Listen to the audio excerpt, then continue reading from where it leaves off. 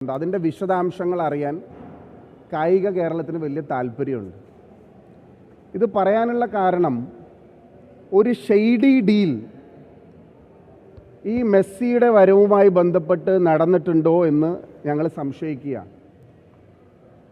Messi വരുന്നു എന്ന് പറഞ്ഞ് കുറേ നാളായി ചർച്ച നടക്കുന്നു. എല്ലാ ആളുകളും അതിന് അനുകൂലമായിരുന്നു. രാഷ്ട്രീയ വ്യത്യാസമില്ലാതെ എല്ലാവരും മെസ്സിയുടെ വരവിനെ കാത്ത് ആകാംക്ഷയോടുകൂടി നിൽക്കുകയാണ്. അത് ഇന്ന് വരും നാളെ വരും എന്നുള്ള പ്രതീക്ഷയിലാണ് ഞങ്ങളെല്ലാവരും നിന്നത്. പക്ഷേ ഒടുവിൽ മെസ്സി വരുന്നില്ല എന്നുള്ള വാർത്തയും പുറത്തു വരുന്നു.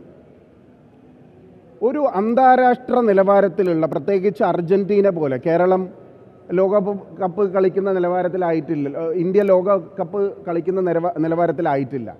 മെസ്സിയുടെ അർജൻറ്റീനിയൻ ഫുട്ബോൾ ക്ലബിൻ്റെ ടീം വരുമ്പോൾ ഇതിന് പാലിക്കേണ്ട ഒരു പ്രോട്ടോക്കോളുകളും പാലിച്ചിട്ടില്ല. ഇപ്പോൾ ഓൾ ഇന്ത്യ ഫുട്ബോൾ ഫെഡറേഷൻ്റെ ആർക്കും ഇതിനെക്കുറിച്ച് യാതൊരു അറിവുമില്ല. ഞാൻ കേരള ഫുട്ബോൾ അസോസിയേഷൻ്റെ പ്രസിഡന്റ് ശ്രീ നവാസ് മീരാനുമായി സംസാരിച്ചു. അദ്ദേഹത്തിന് യാതൊരു ഔദ്യോഗികമായ അറിയിപ്പും ലഭിച്ചിട്ടില്ല. അപ്പോൾ ഒരു ഇൻ്റർനാഷണൽ ലെവൽ മാച്ച് നടക്കുമ്പോൾ, ഇത്രയും തയ്യാറെടുപ്പുകൾ വേണ്ടുന്ന ഒരു മാച്ച് നടക്കുമ്പോൾ, അതിൻ്റെ ഫുട്ബോളിൻ്റെ യാതൊരു പ്രോട്ടോക്കോളുകളും പാലിക്കാതെ ഇതൊരു സ്പോർട്ടിംഗ് ഇവൻ്റ് എന്നതിനപ്പുറമായി ഒരു ബിസിനസ് ഡീലായി ചില ആളുകൾ കാണാൻ ശ്രമിക്കുകയാണ്. യഥാർത്ഥത്തിൽ സർക്കാരിൻ്റെ റോൾ എന്താണ് ഇതിൽ? സർക്കാർ എന്താണ് ഇതിൽ ചെയ്തിട്ടുള്ളത്? ഇപ്പോൾ sports foundation, Kerala sports foundation ഈ സ്പോൺസറുമായി എന്തെങ്കിലും തരത്തിലുള്ള കരാറിൽ ഏർപ്പെട്ടിട്ടുണ്ടോ? എന്താണ് ആ കരാർ? ഇതിൻ്റെ ഓണർഷിപ്പിനെ സംബന്ധിച്ചിട്ടുള്ള ചർച്ചകൾ വരുന്നു. ഇതിൻ്റെ മുന്നോട്ട് ഈ മാച്ച് കഴിഞ്ഞാലും അടുത്ത ഘട്ടങ്ങളിലും ഈ സ്റ്റേഡിയത്തിൽ ഈ സ്പോൺസറുടെ റോൾ എന്താണ്? ഇതെല്ലാം കായിക കേരളം വലിയ കൗതുകത്തോടു കൂടി നോക്കിക്കാണുന്ന ചോദ്യങ്ങളാണ്. ഞാനപ്പോൾ ഒരു ചോദ്യാവലി ബഹുമാനപ്പെട്ട GCDA ചെയർമാന് നൽകിയിട്ടുണ്ട്. എന്ത് സ്പോർട്സ് എക്സ്പെർട്ടീസാണ്, എന്ത് പ്രാഗൽഭ്യമാണ് ഈ കമ്പനികൾക്ക് ഈ നിർമ്മാണ പദ്ധതികൾ നടത്താനുള്ളത്? ഇപ്പോൾ മെസ്സി വരുന്നില്ല എന്ന് പറയുമ്പോൾ എന്താണ് ഇനി സ്റ്റേഡിയത്തിൽ അടുത്തതായി നടക്കാൻ പോകുന്ന നിർമ്മാണ പ്രവർത്തനങ്ങൾ? അവിടുത്തെ മരങ്ങൾ മുഴുവൻ മുറിച്ചു മാറ്റിക്കൊണ്ടിരിക്കുകയാണ്.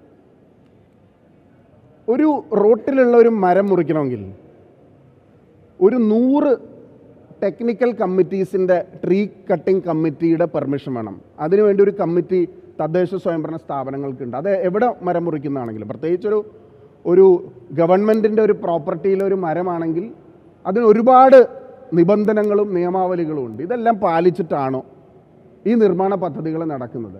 ഇപ്പോൾ നാളെ ഒരു സ്പോൺസർ വരികയാണ്. നാളെ ഒരു സ്പോൺസർ വന്നിട്ട് പറയുകയാണ്, ഞാൻ 100 കോടി രൂപ ഈ സ്റ്റേഡിയത്തിൽ മുടക്കാം.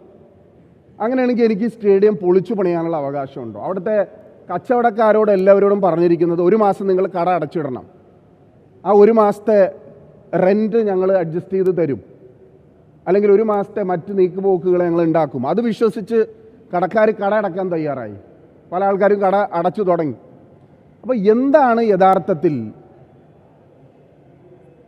കലൂർ ജവഹർലാൽ ഇൻ്റർനാഷണൽ സ്റ്റേഡിയത്തിൽ അർജൻറ്റീനിയൻ ഫുട്ബോൾ ടീമും മെസ്സിയും വരുന്നതുമായി ബന്ധപ്പെട്ട് നടന്നിട്ടുള്ള ചർച്ചകൾ എന്നുള്ളത്, കരാറുകൾ എന്നുള്ളത്, ഫിനാൻഷ്യൽ അറേഞ്ച്മെൻറ്റ്സ് എന്നുള്ളത് കേരളത്തിലെ പൊതുസമൂഹത്തിന് അറിയാൻ താല്പര്യമുണ്ട്.